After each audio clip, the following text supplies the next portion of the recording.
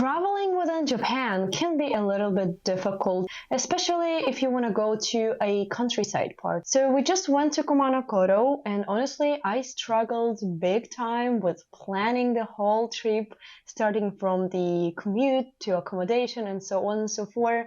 So today in this video, we just wanted to share with you everything that we know, everything that you need to know to successfully plan your trip to Kumano Kodo. So we're going to be talking about different aspects of the travel. So I'm leaving the timestamps for you below, so please feel free to skip the video to the part that you are most interested in. It is worth mentioning that everything that I'm going to be sharing with you today is based on my own experience of researching the Kumano Kodo and also walking the Kumano Kodo. Let's go! Name one resource that would be the best one for you to find additional information on your trip. That would be this website run by Tanabe City Kumano Tourism Bureau right here. So when you just enter, you are automatically on this Kumano Kodo web page. If you scroll down, you can see a variety of resources here, and that includes the Kumano Kodo maps. If you go to this section, you will be able to download all of the maps so you can print them out and have them handy. If you don't want to do that, you can pick up those maps at one of the tourist centers in Kumano Kodo.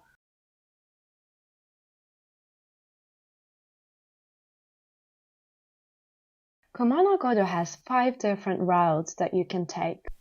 They vary by difficulty level, by the available accommodations, transportation services. Let's look at them one by one. The most popular and the most developed one is the Nakahechi route. It connects various of towns where you can stay overnight. This route is most recommended for foreigner tourists, and it by far is the most popular one. But even so, we didn't see many tourists on the trail with us, so don't get spooked by its popularity. It is believed that to complete this trail you will need around 4 to 6 days, but if you don't have that time, you can skip some parts of the route and take buses. The second one is Kohechi Trail that connects Koyasan and Kumano Hongyu Taisha. The journey takes 4 days, and you really have to be super careful with planning your accommodations. The northern sections are isolated with limited transportation and facilities. It is technically closed from mid-December to mid-March because of the possibility of snow, although the most southern parts are open year-round. This track is considered to be not suitable for beginners with the challenging weather conditions all year around, including heavy rain and fog, as well as snow during the winter time. It is believed that excellent health conditions is a must to complete this track. The third one is Ohechi. It is also known as Coastal Route to Kumano. It connects Tanabe and Nachi Station. Public transportation and accommodation is very limited in this area, as well as English signs and maps. While away from the main train station, it might be challenging to find places to eat and places to stay overnight. So if you consider taking this route, you should really carefully plan your accommodation and food options as well as transportation. What I personally didn't like too much about this trail is that most of it has been disappeared with a modern development. Trail number 4 is Iseji. It is 170 kilometers long. To walk the full-length trail can take 1 to 2 weeks, but you can hike a part of the trail. It is also believed that with the modern development, only a portion of the original trails are remain. The last one, Omine Okogake Trail. It is challenging, it is even dangerous route with only few towns on the way. The official Kumano Kodo travel website doesn't even include information about this trail on their website. It is believed to be very beautiful 90 kilometers trail, but again, you can make it shorter by hiking only portion of this trail. Unfortunately, due to the religious reasons, Omine-san mountain area cannot be entered by any women. A huge detour is required to avoid it, so be careful. The best time to trek Kumano Kodo really depends on what you like and what you're looking for. Many resources said that summer is a good time. However, we did our hiking in August and honestly, it was so hot and so humid. To me personally, those were really hard conditions to hike. March through April is an extremely popular time to go as it is cherry blossom season in Japan, and it is not yet ridiculously hot and humid. October through November is also a popular time to visit because this is the time when the trees are changing colors. During summer months, you can expect up to 25-30 degrees in temperature with heavy rainfall and high humidity. If you are hiking Nagahechi Road, even during the winter time, you probably won't see much of a snow. During the winter time, it also must be more difficult to find accommodation as most of them closed during the Christmas and New Year's holiday period.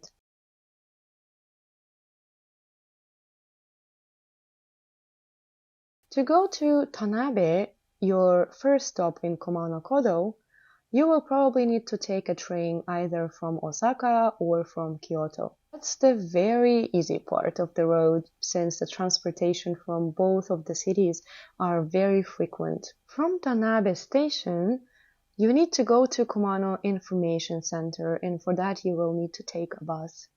From there, technically, you can already start your journey by foot. If you decided to hike Nagahechi Trail, where the transportation is very developed, you will be able to skip some parts of the route by taking a bus. But be aware that buses circulating between those smaller towns are not as frequent as in the bigger cities in Japan. Absolutely can use Google Maps to check the possible commute directions. That worked for us perfectly while our trip to Kumano Kodo. One of the most important tabs of the website is resources right here.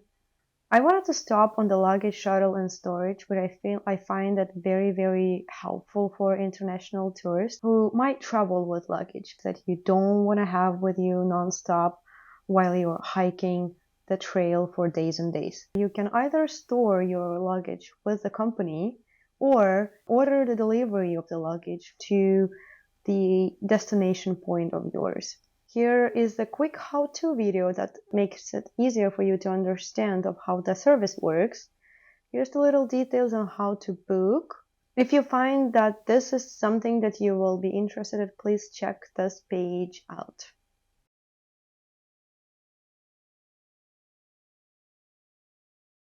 Another great page for you is this how-to videos.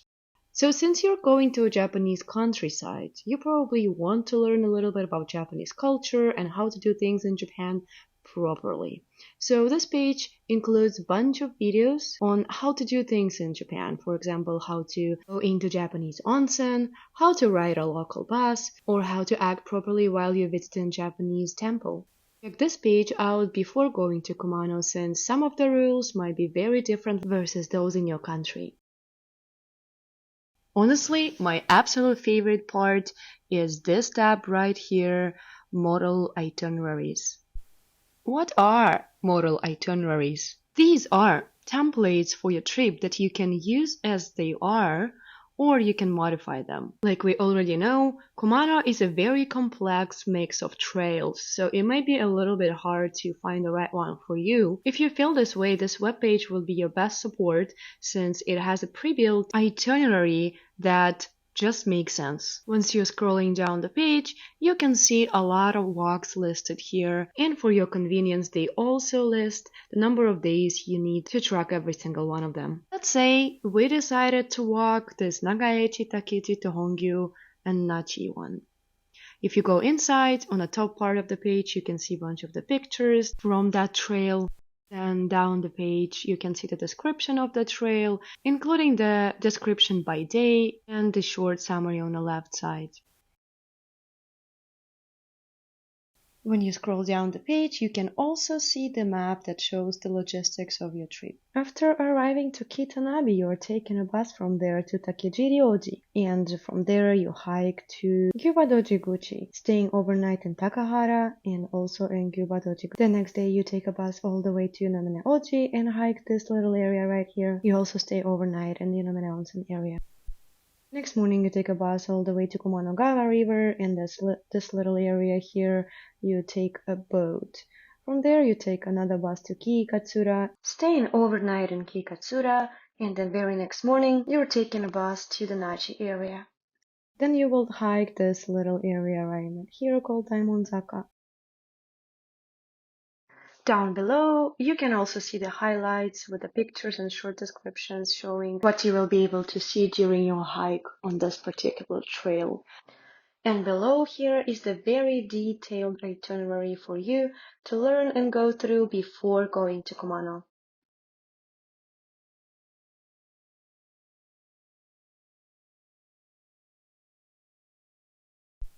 Now let's move on to the reservation part. There are a few ways how you can reserve your accommodation in Kumano Kodo, but the absolute easiest one for you would be just to pick an available template from the modal itineraries. If you want to walk one of the existing itineraries that are saved as a template, you will need to go through a few steps. First of all, you need to find a track that you like, then click a select date right here on the top part of the page, select the date for your desired trip and answer a few pre-assessment questions.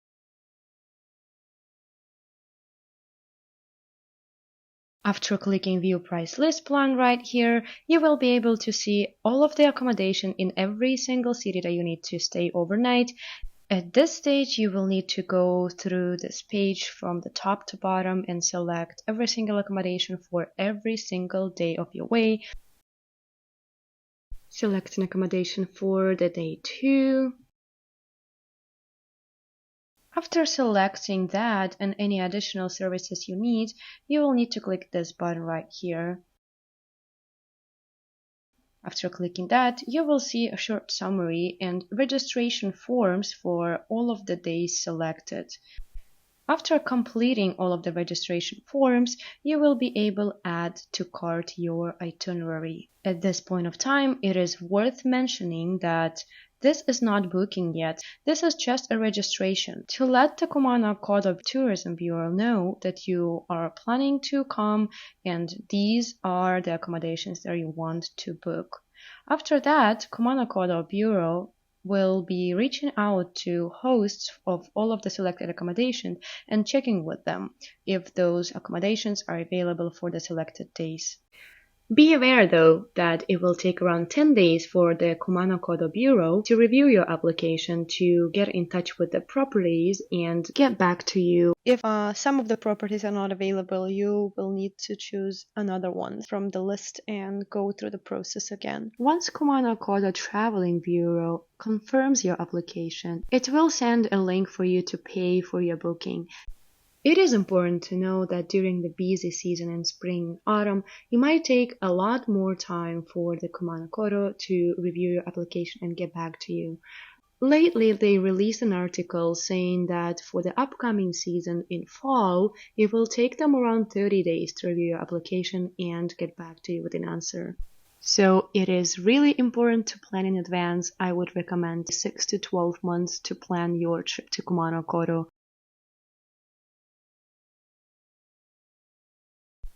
Good news for those who love camping.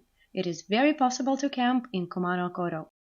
There are 3 main camping sites along the Nakahechi route. All of them have separate websites that you can check out and learn the details. But basically, the most common rule is that there are no tents for rent, so you will need to bring your own tent and sleeping bag with you. Number 2, they are usually operate on a first-come, first-served basis. However, prior booking is an absolute must. There are no restaurants or coffee shops or grocery stores, so be prepared and bring your food and water with you. Sometimes on your way to the camping ground, you will be able to find some little stores, and most of the campgrounds has vending machines, but I would not rely on those. It is also always good to have cash on you while you're in Japanese countryside.